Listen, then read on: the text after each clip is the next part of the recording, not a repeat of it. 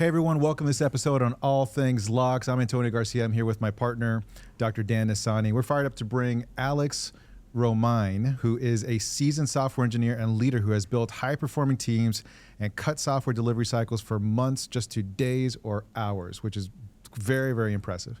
He's worked directly with Google, even been asked to consult for their clients on complex challenges. So drawing on more than a decade of experience, Alex now leads a network of 110 specialists, helping organizations drive revenue, streamline processes, and unlock new levels of efficiency. Alex, welcome to the show. Oof. Thank you guys for having me. You are very welcome. So we've known each other for a while, man, but I was really excited to talk to you and have you on because one of the things that I look at you for a lot is things around operations. And I feel that a lot of business owners, this is one of the things that people get wrong. It's things around finance and things around operations where it's almost like a Pandora's box of what it means. Can you kind of walk us through a little bit about your background, but also your perspective and your views on business operations? Yeah, absolutely. So my background is in software development. And specifically, there are a lot of different things that go into that. But my piece was what they call site reliability.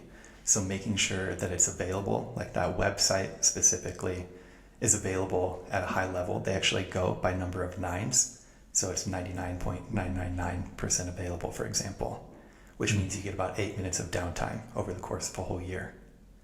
And so making sure all of that stuff gets delivered appropriately at scale so that your customers are happy and you're able to iterate very quickly and build the best product. And then the second part for you was, what does operations mean to me? Oh, yeah. Can you say that again? Yep. Okay, cool. Yeah, so to me, operations is being able to deliver clearly on your strategy and the things that you're trying to accomplish for the business.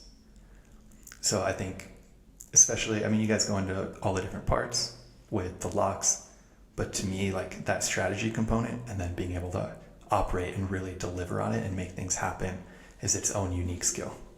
That seems to be kind of more of like that's actually best practices, right? Where would you say that it's first determining the strategy and then reverse engineering from there, whereas oftentimes people are just trying to optimize something that maybe shouldn't even exist? Yeah, that's a huge one, I think, is I meet people all the time, especially with entrepreneurs and business owners. They think, oh, I need to be busy. I need to really try to figure things out. And if I'm just moving, eventually I'll hit the right target.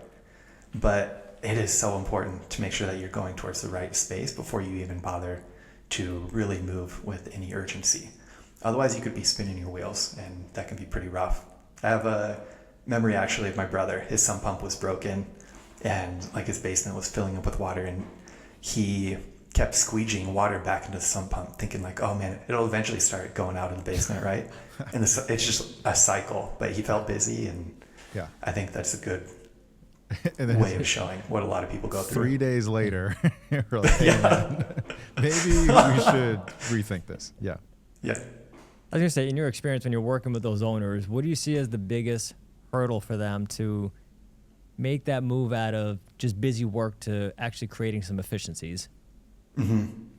Yeah, so I think the huge part for them is even just understanding what it might look like or feel like, because it can become really foreign if it's not something that you've done hardly at all. And so when I come in, I actually have a process for it where I help them figure out what their objectives are, how they're going to measure success, and that really gets them pointed in the right direction, and they're able to understand the value that that's going to bring for them.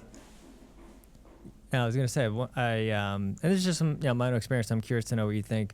Is that you see those individuals, like as you said, who want to stay busy, and we equate doing a lot with being productive, but then you start giving them the ability to save many hours, per day or per week, or increase productivity. But then I feel some of those individuals also have a hard time wrapping their head around what would I do if I had all this time, or what would my team do if they had all this extra time. Is that something you come across? Yeah, that's something that does come up fairly often. And it kind of depends on the person. For some people, it's like, oh, I can go even harder on my business now. Perfect. We can really dig into it and grow it, 5x. Or it might even just be, oh man, I've been really overworked lately. I'm facing burnout. I just want to spend time with my family or be able to take a night playing video games or whatever it is that that person does. And yeah, so it's really, part of it is understanding what they'll do with the extra time. So you're saying that you go in and you're basically trying to find like true north for them. Like, you know, why are we doing this? What's the objective? What are the outcomes? How do we measure success? How do we make sure we're not tripping over it? You know, essentially. Yep. So you're doing that because like that's just part of your process, or do you apply that when you can clearly see like they are spinning their wheels, they don't have these things in place, or do they have them in place and you just still do that just to double check that they're on track? It's a bit of both. So it's something that I will always cover, but for someone who has a pretty good idea of what they're going after, it can be a really short process just to double check. And then I need to make sure, especially when I'm coming in to help them, that I know exactly what they're looking for so that I can help them deliver on that. A part that I see a lot of people go wrong when they're trying to come in and help is they don't actually understand what the person values most. Mm. And so, yeah, it's something I'll cover every time. And then it's just variable on, you know, how much guidance does the person actually need? There are times where it could take hours or be a multi-week process even to help them figure out what they want to work towards. Can you expand on that? Is it that maybe a consultant is going in there and they're trying to help this entrepreneur make more money, but the reality is that they actually want to have more time, or they want to have more recognition, or they want to have more of an efficient business so that they can crush their local competition? Is that kind of what you mean, or is it something else? Yeah, actually an example that I come across quite often is people come to me and they say, "Hey Alex, I've heard so much about AI. I don't know anything about it. Can you help me bring AI into my business?" And it's not that kind of a tool, right? It's not, oh, AI is going to solve your business for you. You want to have a deep understanding of what you actually want to accomplish for your business. And then AI can be really helpful at delivering that vision for you, but it's not just a silver bullet. Do you feel that, I'll just kind of continue on with AI, but do you feel that there's kind of a global narrative around AI that, because it's kind of compared to the internet in a lot of ways, where now it's like you should have the internet in your business in some way, shape, or form. And now I can't even imagine a business that does not have an online presence, or even just like McDonald's uses DoorDash and needs the internet. Like there's nothing paper anymore. And from what I hear is that AI is like that. You just, whatever your business is, get AI into your business. And that's being, pounded on the airwaves. Do you feel like that's sound, or do you feel like people need to proceed with caution? I think proceeding with a little bit more caution than that would definitely be valuable. It's actually growing faster than the internet in a lot of spaces, but it's still a valid example where, okay, it wasn't like you needed to be on it within a couple years. And especially the people who just blindly charge into it will run into issues where they're throwing away money, going the wrong direction. More importantly to me, in most cases, they're throwing away time that they could be spent growing their business, or, a big one is they just have been spinning their wheels trying to figure things out on their own. And AI is even a tool that you can use, if used appropriately, to help you get that direction.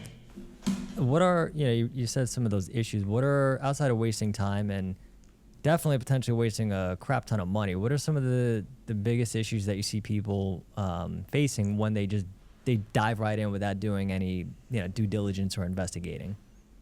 Yeah, they get lost. I mean, it's a very deep topic, and it's very similar to any time that you try to just railroad something into your business. It's going to cause chaos, especially if you have a larger organization with many people in it.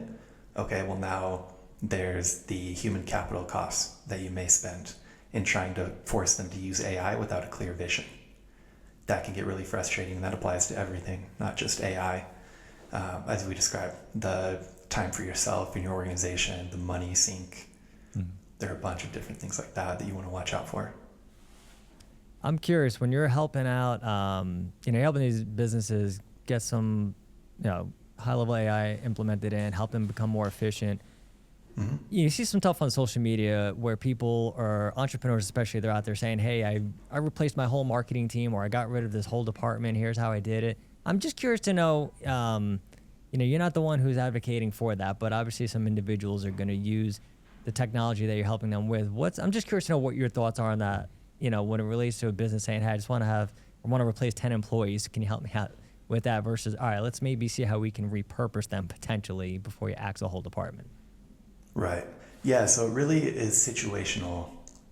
And if what you're doing isn't very complicated, maybe you can have an AI do it and you can do a full replacement. But that's honestly relatively rare. So if you are familiar with a company named Klarna, they're a buy now, pay later company. Yeah. They ended up letting go of about 700 people. And a couple of years later, they realized, like, holy crap, we made a huge mistake. Our ability to service our customers is, we're able to act more quickly, but people aren't nearly as satisfied. It's actually really expensive. We're losing money doing that. And so they're in a scramble trying to hire their people back. Yeah, it almost imploded that company. Yeah, it was bad. And so it's really avoiding that type of mistake. So you bring someone like me in, or who knows the field, and they can help you implement it appropriately to where you can avoid that. And yeah, a great example is so many people are worried about it taking their jobs, and I don't think that's going to be what the long-term consequences are. I think it's going to be a way for people to amplify what they do, where rather than having to take the specific actions, they get to use their own wisdom and their managerial skills in order to make more happen more quickly. And I mean, it does other stuff on top of that. If you guys are familiar with the idea of cognitive load, what a lot of people are finding is they may not operate a ton more quickly, but they can offload a lot of the cognitive load or heavy thinking. That decision making is a great example, where it's a quick decision, but you get into decision fatigue if you have to make it 100 times throughout a day. You can just have AI make the ones that are important, and then you can stay focused on the strategy for your organization. Yeah, I was gonna actually ask about that, because you do see people utilizing it for, I don't know if it's like maybe things that they shouldn't be, in terms of, you said, high level thinking or critical decisions. So that balance between bouncing ideas off of it versus some people just, hey, I'm turning over this whole department to AI. Or, we talked to a guy, oh my God, it was like maybe 3 or 4 months ago, and he was giving us the example of, I think it was a stock trader, and he's like, I'm just going to use this to pick all my stocks, and I'm not even going to do any thinking anymore. And it was just, how do you balance out that critical reasoning versus offloading some of that cognitive load you were talking about? Yeah. So I think that one is important to evaluate your situation on, how important is this to my organization? Is it something that's really important and differentiates us? If someone's going to compare mine versus another widget maker, is this going to be an area where it's like, oh, they're going to go with the other one because mine's generic because it was created by AI? Yep. That's something to look out for. And I think with AI in general, something that a lot of people don't realize is if they're using AI for the whole process, it does become very bland because it's based around the material it was trained on. So it's more or less an average of everybody else. Mm-hmm. I want to kind of expand on that a little bit further, where it sounds like there's also an appreciation around like culture.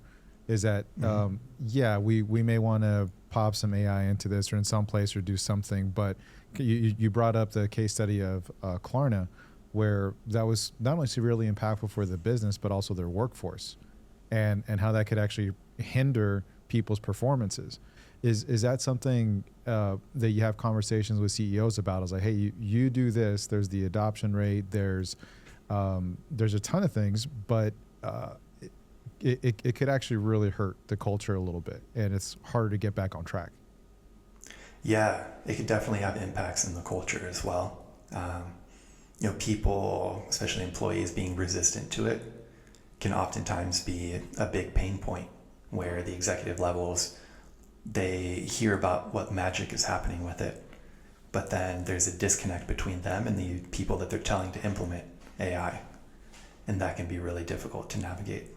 You know who I feel like does that quite a bit are probably business owners with shiny object syndrome. Mm-hmm. Kind of walk us through, like, if that dawns on you, like when you're working with someone, you're like, oh, we're not seeing this project through, or it's going to take longer because it's like, what about this and what about that, what about that, and you're like, dude, it's actually going to hurt us. That shiny object syndrome. Yeah. So really common one is where they bounce around. They see AI specifically, like, oh my gosh, it helped me with my email. Everyone has to have it writing emails for them. Not realizing that it really depends on how you use email. If you use email as a way to communicate, and most of the way you're communicating is actually receiving information. And so, one example for me is I'm subscribed to a bunch of different newsletters to make sure that I'm on top of the latest that's happening. Okay, it doesn't make a ton of sense for me to integrate AI that's going to write emails for me in the same way that it does for one of my clients who, he's a professor at a university, and most of the emails he gets, he needs to reply to. But only some of them are like the really in-depth reply that he needs to do himself. So many of it is just, oh, hey, we are going to be ready at this time, and are we good with setting the meeting there?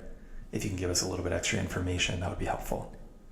Where you can use a tool like Jace AI for that, and it'll pre-write an email for you, and then you just double check it, add whatever you need to, hit send.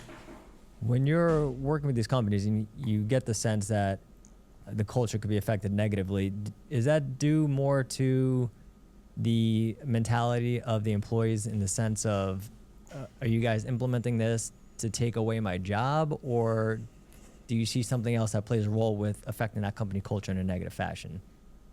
Yeah, I've seen it with both. So a lot of people are concerned because they hear the hype of, oh, AI is gonna, take everyone's jobs. We're gonna be on UBI soon, and that'll just be life. Yep.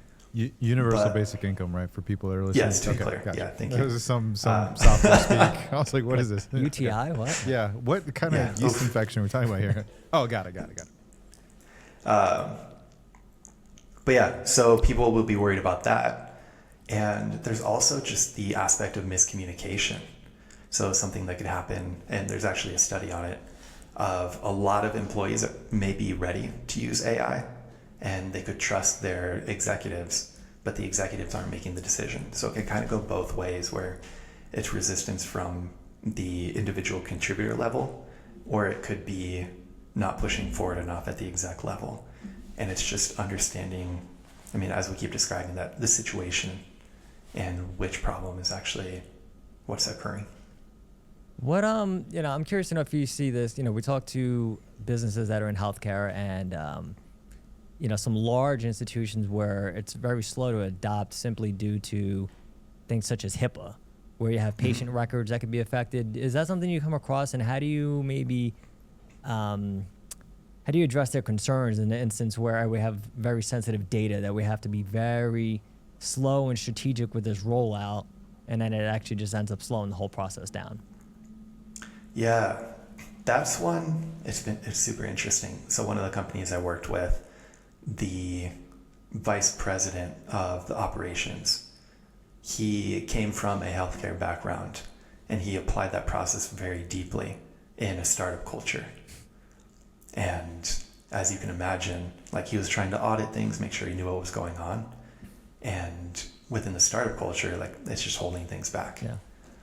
And I think that's a great example. But then are you asking as well on how it applies specifically to healthcare related companies? Yeah, just in general, right? That navigating HIPAA. Because that is a concern. So it's how do we get this done as quickly as possible without hurting our clients or hurting our patients in that instance with regards to just their data and breaching HIPAA. Right. And so that's understanding what areas are higher risk as opposed to others, and being more cautious just around those higher risk areas rather than all of them. Because then you'll get caught up in nuance in an area where it's like, oh, we don't even actually work with PII there, or HIPAA data, etc. So would you say it's more about doing things at piecemeal, kind of like starting off small, seeing what doesn't involve some sensitive data, and then just building it out that way? Is that a strategic approach that those organizations can take? Yes, I think that would be a great start.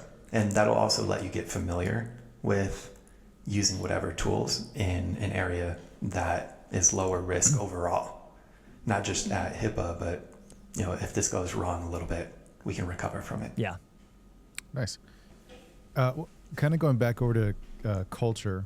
What are some things that you wish more people knew about when it comes to culture? So like looking at it from an operational lens, but what do you wish more people knew about culture? Yeah. I think one of the things I really wish people understood about culture is I've seen them try to micromanage so much, and they get away from empowering their people to make decisions. And so it's twofold. You have to know and make sure that you have the right people in a given position to where they enjoy what they do, that they want to be good. But that's what allows you to free up so much space to let them figure out the problem. And all you have to do is make sure they have the right direction. It frees up so much energy from the system that really allows you to go the direction that you need to go rather than just trying to stay afloat. So one thing we were talking beforehand is, having perks is secondary to what you just said. Like, tell us a little bit more about that, because I think most business owners are like, I'll just give them an extra, couple days on, time off, or I'll do this, or I'll add a couple of bucks, but but they're not feeling empowered, and that can bite you in the ass. But tell us a little bit more about that, about how having perks is actually secondary to this. Yeah. So what you run into a lot of times is people will think, oh man, if I give them $10,000 extra, that's going to be a huge difference for them, which can be really helpful to a lot of people. But over the long term, that's not what's going to provide job satisfaction. And it's that level of job satisfaction that makes them feel empowered to where they'll go above and beyond, rather than just hitting these minimum standards that you create for a given position. And within my software background specifically is a great example where you're making enough money that it becomes very, very expensive to try to give people enough to offset the value of having a good manager, being on a team that everyone's working in coordination, being able to reduce some of the red tape so that they can do the things they find interesting. And especially when it's your most valuable people who have many different options. That's what I've seen retain them. Man, okay, so this is actually a really good kind of can we're going to open up here, because there are, so you kind of mentioned, like, there's managers that maybe they're not aware of this, essentially, right? Like this is going on because it's simply a lack of awareness. And even CEOs also have this lack of awareness too, with what the managers are doing, or the mid-level management with the team.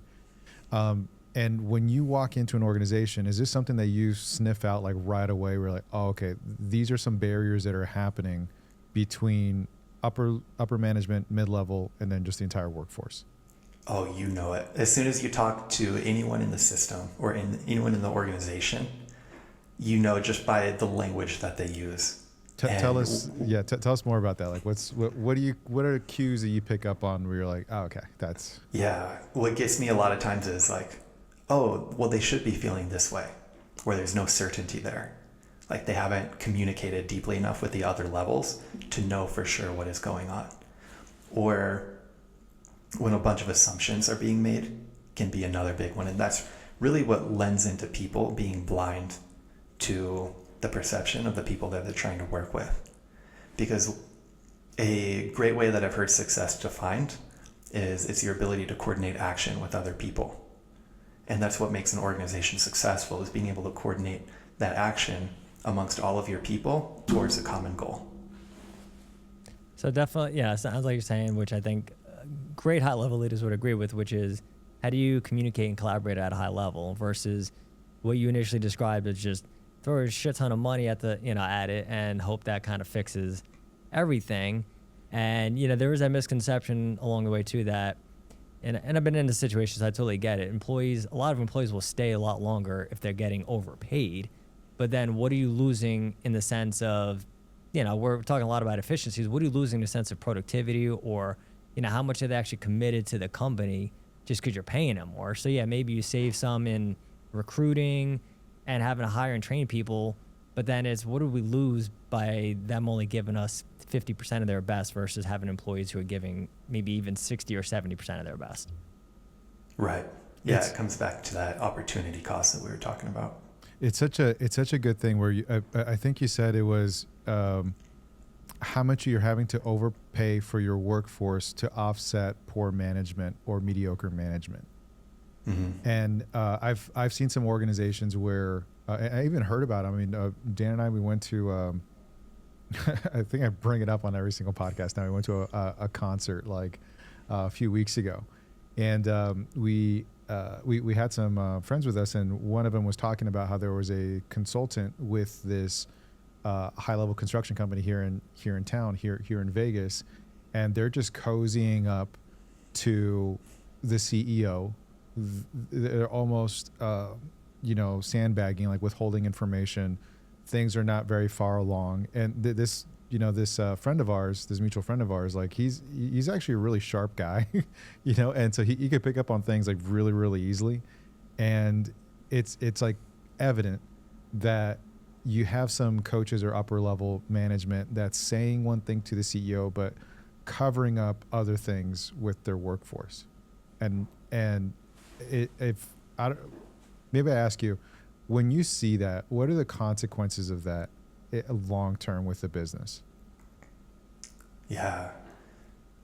So a lot of the long-term consequences, like you mentioned, it gets very expensive. But I think the biggest one is going to be the brain drain, where your best people are going to end up leaving because they don't want to be in that situation. The hidden agendas that might come up in that situation can be really frustrating to work with. And the people that might have had agency but then run into this start to lose that agency. And I mean, once you start losing them, a lot of times you're losing processes that might not be written down within your organization. Very so true. You run into that issue. You might also be losing not just processes, from my history, technology. So the parts of the system that are really old, no one wants to touch, no one understands how it works except for this person. And then they get fed up and they're like, all right, I'm out. F this. I'm going to Toys R Us. And now it's like, oh, well, we have this part of our business that's going to explode eventually. And now we just keep band-aiding it. And then those band-aids become exponentially more expensive over time. So you're saying almost like you have maybe an old system, not outdated yet, but old systems or old processes that those old timers, have been there for 10, 15 years, they get it, and everybody else now doesn't know anything about it, right? So it's all right, we're moving away from that, but we're currently still using that thing. Yep. So that's definitely something that we see a lot of. It's just like, we don't really use it that much, but we're still using it. Or that system. Have you guys heard of the programming language called COBOL? Cobalt? No, Yeah. I haven't anyway. Okay, so this is one that they used back in the beginning of programming, like literally 50s and 60s. And you wouldn't believe how much of the US infrastructure is built on this. And there are maybe a couple dozen people in the world that know it really well. And that's a great example where as those people start to fade out and honestly just pass away because they're getting older. I was going to say die, but yeah. Yeah. It's as those people are gone, yeah, we either have to rebuild these entire things from scratch or just send in teams of people to figure it out. But that's going to be unbelievably expensive. And there's smaller versions of that happening within organizations. This is such a mindset thing too, that you have people in an organization that are kind of, it's kind of a way of safeguarding your job by not having anyone else really know about it. Not a whole lot of things are written down, if any. So now a business owner is highly dependent on this person because maybe they know it even better than the CEO. And that feels like it's a little bit of a scarcity mindset, or it's maybe something else. What's your perspective on that when you see organizations where it's like people are safeguarding their jobs, they're having these barriers up where there's very limited windows or documentation at all? Yeah, that's a huge risk, honestly, to everybody involved. We call it bus factor. Bust or bus? Bus factor. So Bus. if someone gets hit by a bus, what happens? Okay. Or a big bust. Yeah, big bust. Yeah, or they get busted, whatever. But yeah, so it's a risk not only to the company, because if that person, as we described, goes away, they lose a huge piece. Now they're incredibly inefficient, or they have to rebuild it, whatever. But it comes from that scarcity mindset, unfortunately, and puts risk on the person too, where what if what they think is really valuable to the company isn't that valuable, and suddenly they're not providing that, they're not really helping out to the business, they're left or fired or whatever that much more quickly. In addition to that, in addition to that, there's the concern that if it's something that needs to be up a lot, how are they going to go on vacation? Like, the company just can't let them go. And so, it can be a huge issue on both sides. Do you see this a little bit more common in markets that are smaller, where their talent pool or workforce pool is significantly smaller compared to, let's just say, like a Los Angeles or a Miami, where it feels like I'm almost stuck with this person because there's really no one else in this town or the city that could replace him? Yeah, with how global it is, I actually see it everywhere, independent of the company size. And I think with the really large enterprise level, people know that they're relatively replaceable. And also a lot of those companies have these processes down where things will be documented, architected appropriately, things like that. Yeah, and I love that you just said all that. I think part of it too is, trying to find ways to become more efficient and get away from those, maybe not old systems, but just systems that don't work anymore, or processes that don't really fit for where we're at now. And I mean, the speed we're moving at, that could be even 3 years ago. It doesn't even have to be like 15 or 20 years ago. Mm-hmm. But when you're looking at a company that's trying to become more efficient and maybe get away from some of those older things that they have in the company, what are maybe some of the misconceptions that you hear as it just relates to being more efficient? Like, I want to become more efficient. What are some of the things that you see? Like, all right, you're not understanding what that actually means. So let me explain that first before we kind of dive into how that can help your company. Yeah, I think there are a couple of big ones. There's people think efficiency is moving quickly, and that's not necessarily the case. To give you a more clear example, in software, feature delivery is something that's really important to companies. And you have to balance your ability to deliver features with what I consider as actual efficiency. And it's being able to manage the delivery of features with reducing the maintenance costs and understanding the impact that will have on your customers. So that reliability component, I think that can oftentimes get lost. So it's just we're in such a rush to get things done, product actually ends up kind of sucking or not really working to its full capabilities. Yeah, the product sucks. It's really hard to maintain. It's really expensive to maintain. And especially over time, you will slow down. You can only put so many Band-Aids on things before they become a huge issue. Outside of products, what do you see as some limitations with the way people think about efficiency as it relates to employees? Right, so I want to get them more efficient, so come in and help me out with that. And you're just sitting there like you're completely off base. So what are some of those common misconceptions about employee efficiency and using software or AI? So something that's really common that you'll see is companies will try to see when people are online, and they equate hours online with being efficient. They'll check, is their mouse moving? Because you're on a company laptop, right? So they have full visibility into what you're doing. And they'll be like, is he on Slack? Is his mouse moving? How many CPS reports does he get done? Et cetera. I don't mean to interrupt, but I've been with a company that did that, and I don't like that. Are there regulations against that? I know some people love it because they want to see exactly to your point. Hey, I know exactly what they're doing.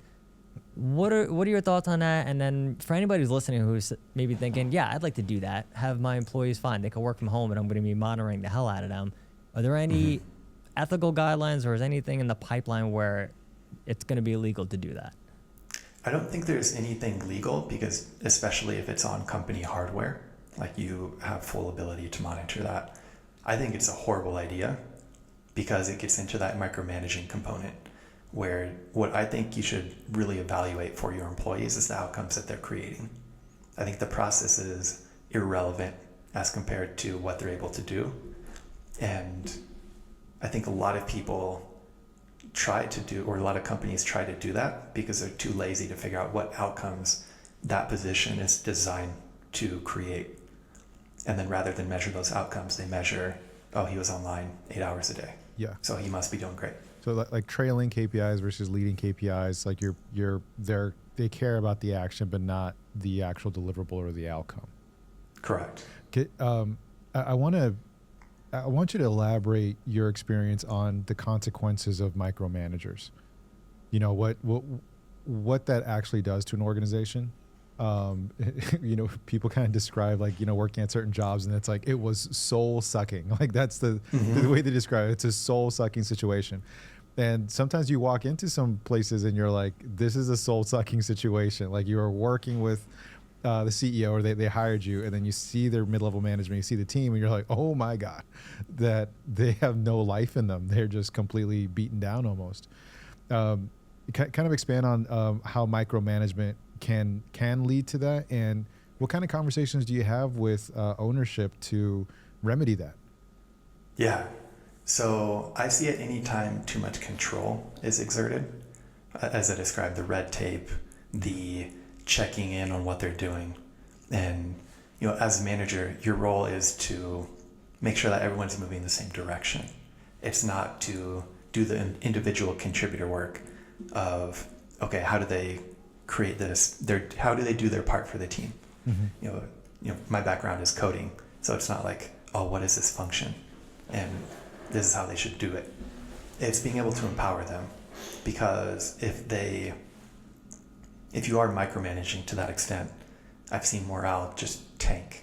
I've actually experienced it in some of the companies I've worked with, where you can specifically see exactly what people are doing. And one of the companies I came in, I built a new team for them for their operations. And that was a key tenet, was, okay, we're going to bring in good people. We're going to trust them. We're going to create a process that makes them feel supported so that they can't go too far off the rails, but that allows them to actually solve problems and enjoy their work. Otherwise, it does get into that soul-sucking job space where I show up, I do the very bare minimum. Like, have you guys heard of the concept of quiet quitting? I think that's a huge part of why that's happening. Yeah, for sure. Where people still show up, but they're completely unengaged with their work. But morale is such a good point, huh, Dan? Like especially amongst departments, like a lot of F1 teams, they monitor the morale of their engineering department. So like with a powertrain against their chassis, against aerodynamics, because in a world of like motorsport, for example, the internal combustion engine could be kicking ass, but the reason why the car is breaking down is because the aerodynamics or something else is happening. And now you're having like this one department really high morale, and the other one is like low morale, and it's weird managing that too sometimes too, right? Yeah, dude, so bringing up F1 too, one of the things I love about them, they do everything data driven, and I think that's something that I see a lot of people miss in relation to operations, is they go off vibes or what they think, and that's what causes a lot of the disconnection that we were talking about between individual contributors, managers, and executives, where they think how things are going. But if you can really get the data points that matter and start making data-driven decisions, it removes a lot of the biases that you'll run into as a leader.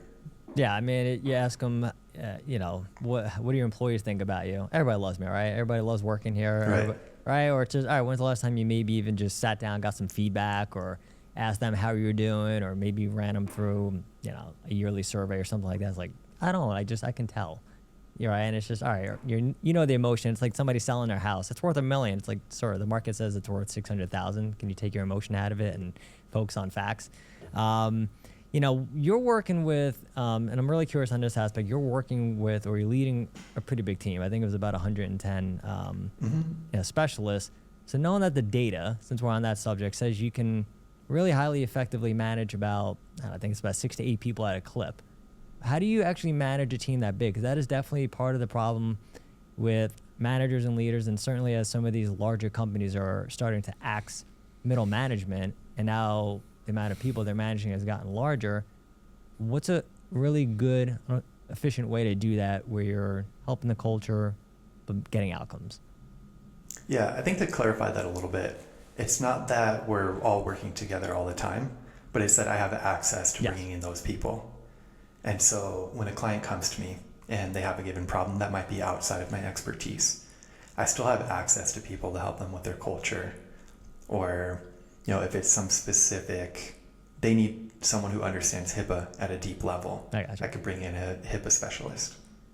So even in that model though, so outside of for you, for the company saying, all right, now we're trying to maybe become more efficient, utilize some software, utilize AI, but we still have, larger teams to manage.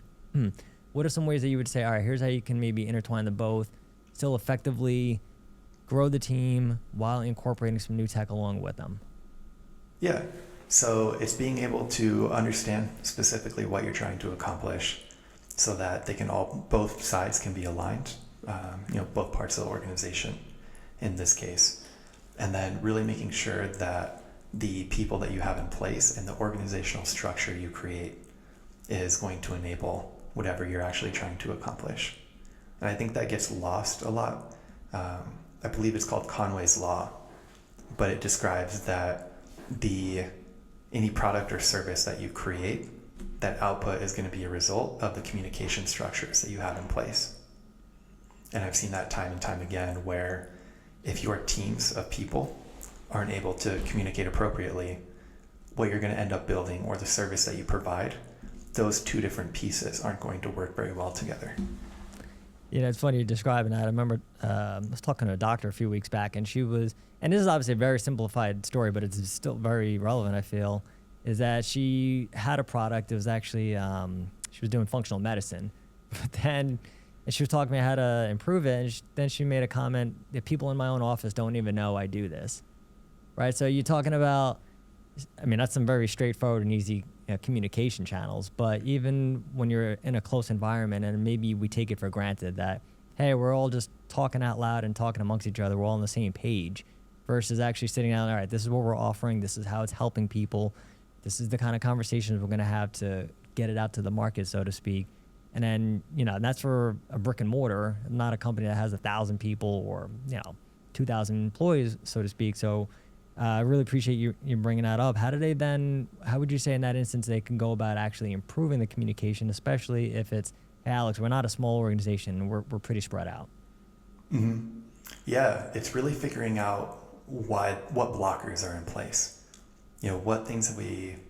What parts of our organization are keeping these groups from being able to communicate? Is it that they don't feel they need to be communicating, and that's why they just haven't been putting in the effort? Is it we've created a situation where there's a single point or a single person on each team that gets to interact with other teams? Maybe that person's just overwhelmed, which is also just not a great way to do it. I think the best practice I've seen is opening up the communication where the individual contributors on the teams are familiar with who does what within the organization. So having that figured out, having it documented, and then being able to let those people go directly to who they need to talk to. And that's what increases the bandwidth, so that there's greater amount of communication that can happen and really frees up as much time as possible for the teams themselves to do what they need to do. I want to circle over to process mapping. And, with some entrepreneurs, they are very offensive. They're great at sales. They're maybe great at marketing. They're really good at building out partnerships or JVs or whatever it is. And I think when you look at predictive index, a lot of people are kind of in that quadrant. A lot of business owners tend to be in that quadrant, kind of the risk takers, start a company, do all that stuff. And over time, they start kind of, revealing their faults, which could be like finances, where like they need to learn some financial principles or whatever it is.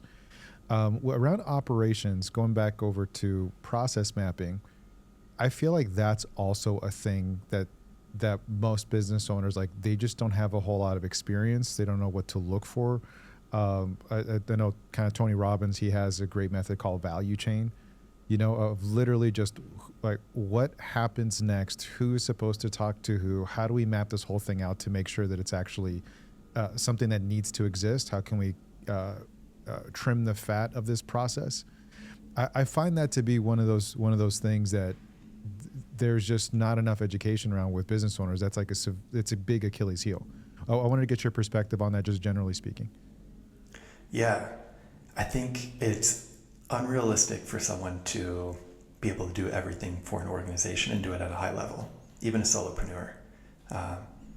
And that's where bringing in other people can change the whole business. Because, yeah, you want to surround yourself with people who are experts. If marketing is one of my weak areas, for example, I don't want to bang my head against the wall trying to figure out marketing.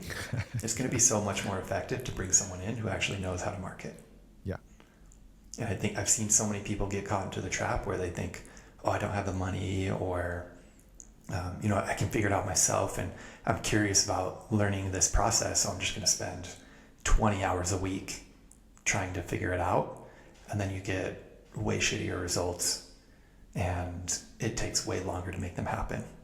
If you were to maybe rank, just because you're right, like it is kind of ridiculous for a solopreneur to be an expert in absolutely everything.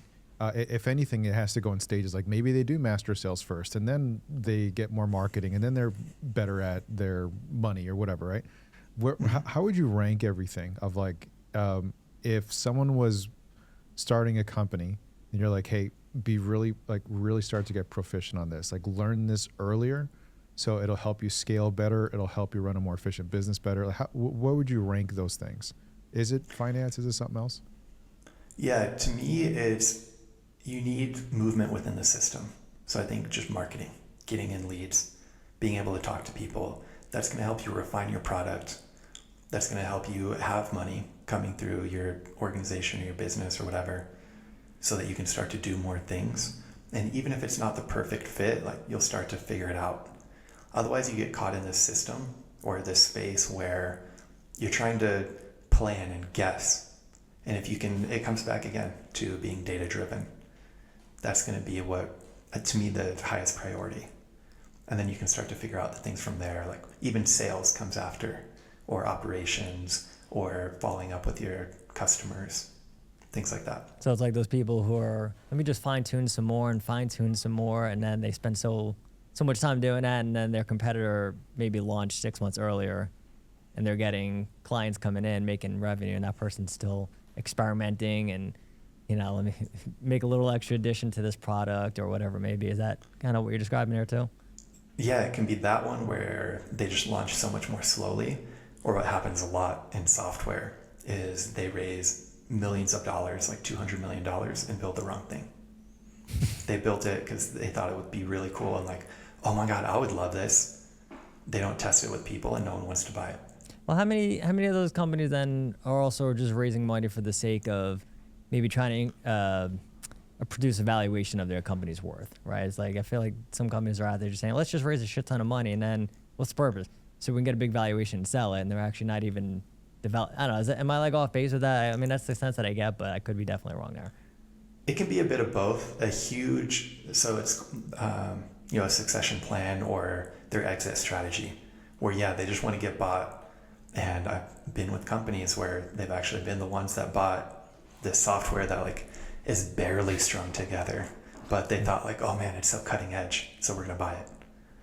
And so that is a strategy that can be kind of common, but also just realizing there's a lot of ignorance of, oh, we just didn't know any better.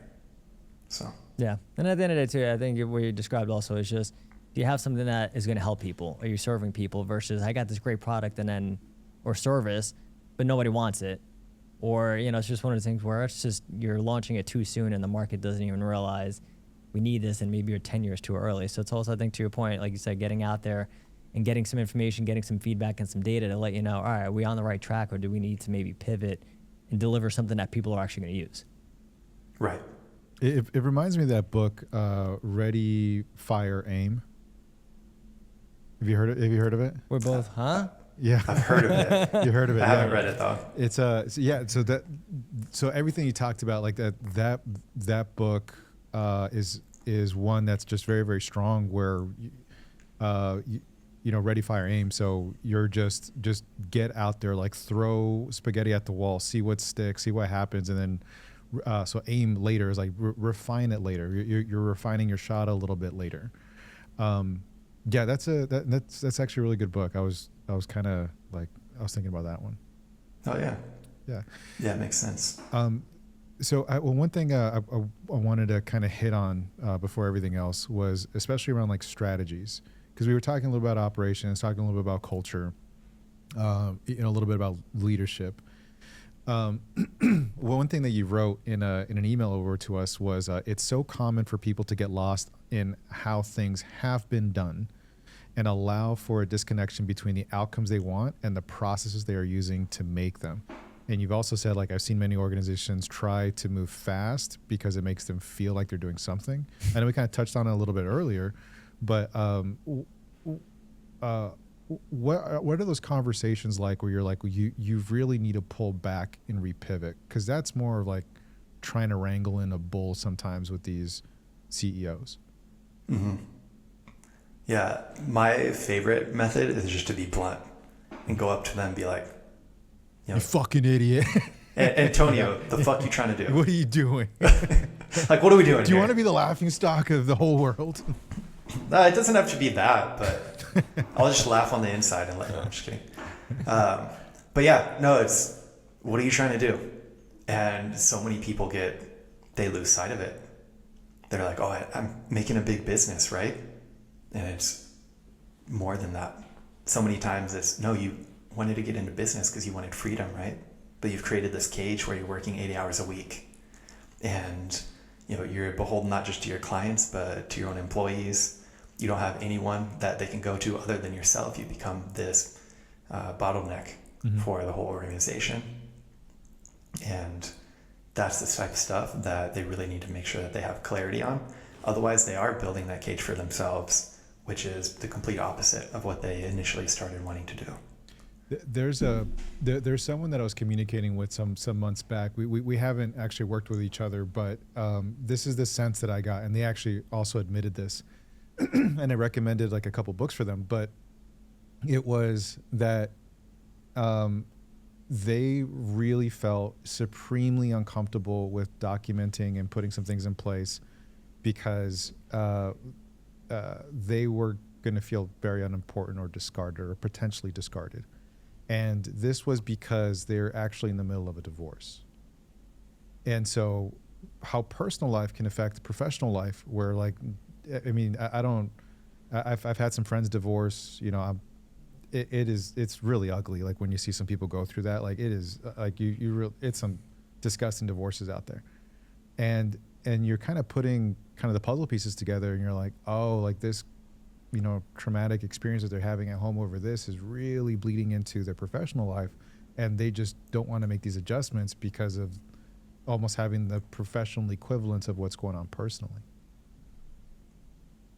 Yeah. You just touched on actually one of my favorite things, but it's really difficult for people to grasp. Divorce. Yeah, like, exactly. I love divorce. I've had 7. I just keep doing it because I enjoy it so like much. I can't help myself. I love giving money away. Yeah. Yeah, so giver, such a giver. Yeah. To be clear, I'm not divorced yet. Me neither. But oh man, now you got me distracted. Good job, dude. You said what was it? Yeah, so it was how people have a personal traumatic experience that bleeds into their professional. Yes. Yeah. That is one of the things that I enjoy most, and I think it underlies all of the work that I try to put people through. Is what they oftentimes run into is trauma patterns, things that are in their subconscious, their habits that they've built that they need to let go of to really hit that next level and achieve the things that they want to achieve. So it's that person that feels that they would be unimportant if they documented everything. It goes back to that employee that we talked about earlier as well. It's the person that feels dirty if they make too much money because they grew up poor and they always thought, oh man, if you have too much money, you got it unethically or it inherently makes you a bad person. And it's being able to help them identify those and let go of those patterns so that they can actually become the person that they want to be. And that's what helps them create the organization that they want to create. Yeah, I love they do that, man, because that is definitely the big part of business that a lot of us tend to either forget or just don't know. It's like literally like 80% is psychology, you know, and a lot of the business owners just, all right, Alex, just whatever, just give me the tactics. How do I, get from point A to point B? And it's just, well, you're not going to get to point B if we don't fix these other patterns that are causing you to be limited to begin with. So I really appreciate you saying that. And, when we're looking at the overall psychology of an individual, would you say that's something that you actually, you brought it up, which I'm glad you did. Do you really actually hit on that? Is that something you let them know you're going to be working with, or is it just more you kind of wait and see, all right, how do they present? If we're in sync and we're moving along and we're accomplishing the outcomes, we're good, versus, no, I just do this with everybody to see where they're at first. Yeah, to me, it's fundamental. You have to do it. Most of what people come to me with is, Alex, I want you to fix my problems. The thing that they actually need is, Alex, I need you to help me overcome this pain point that I have.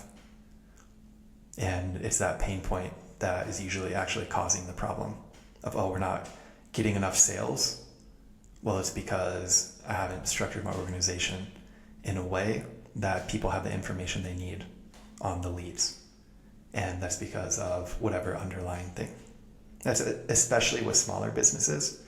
But then in larger companies, it's still the same things. You just don't see it as clearly because there's so much else going on. Yeah, very, very true, man. There's, I was going to kind of drop another book that was very helpful for me was, it was from Brene Brown called Atlas of the Heart. And that one, what you described, trauma patterns, or what was it? Trauma. Yeah, so trauma patterns. Trauma patterns, and how like different trauma patterns can manifest themselves in different places, personally and professionally, and like different things that you can do to, because you're essentially trying to quiet down those demons that you're listening to, or those thoughts that you're listening to, that is manifesting the issue. So it's such it's such a thing. No, I was just gonna say, I mean, as we kind of get to a close here, I want to make sure that we hit on getting started with AI, your guide. So just if you could run through people how that can help them, and then just how they can reach out to you and how they can start implementing some smart software and AI products into their own business. Yeah, absolutely. So if y'all go to luz.ai, so ALUZ.ai, you can get that guide right there. And it covers a couple key different things. It's how to get started, what to look out for, what are tools that you should be aware of that you could implement very quickly into your workflow. And then if you have something more complicated that you want to build, like custom software, how to get started with that, whether to use consultants, whether to use an agency, things like that.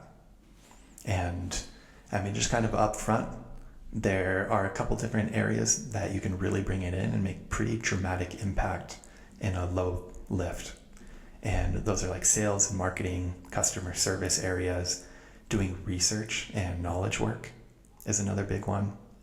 And then the one that I think is super cool that a lot of people just don't even think about is the ideation and having a strategic partner.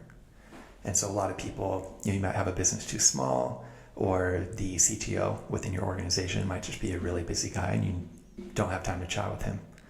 You can tell ChatGPT or whatever that they are this role and give them whatever context they need, and then really have a discussion around whatever question you had, so that you can still get some input to be able to make better decisions for your organization, company, whatever. Oh, I love it, man. So Alex, thank you so much for jumping on. We learned a lot, and you put in like how people can get in contact with you, right? Yep. Yeah. Yeah. Awesome. So my website, luz.ai. Luz.ai. Dude, thank you so much. Learned a lot. Thank you, everybody. Yeah, it was phenomenal. Yep. Absolutely. Thank you, guys.